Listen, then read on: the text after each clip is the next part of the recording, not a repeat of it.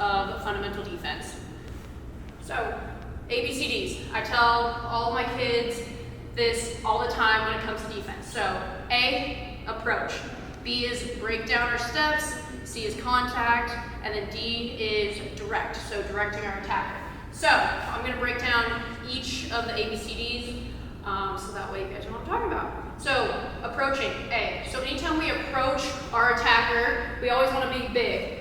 I always want my stick to be in the passing lane. So we're going to assume that my dummy attacker here is a righty. So obviously this would be the passing lane. So I always approach. I want to approach her at a J, or some coaches say a question mark. The reason I want to approach her this way is because I want to seal off one side of her. And obviously if we're saying that my dummy attacker is a righty, then she's obviously going to want to go to the right side. So I'm going to block that off and force her to go in her non-dominant hand.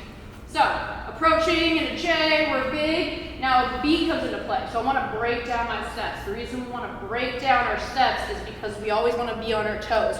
If we are on our heels playing defense, the attacker, is going to beat us, and we're going to fall backwards on our heels. So, approach, I'm breaking down my steps so that way I'm not running into her and I'm on my toes. So if my attacker is going to react, I can react with her.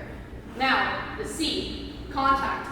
So I always want to make contact, so that way, if I'm playing body, I can either force the attacker to make a bad pass, to drop the ball, and that way I'm right here and I can get it. So that's why we always want to put contact or pressure on our attacker.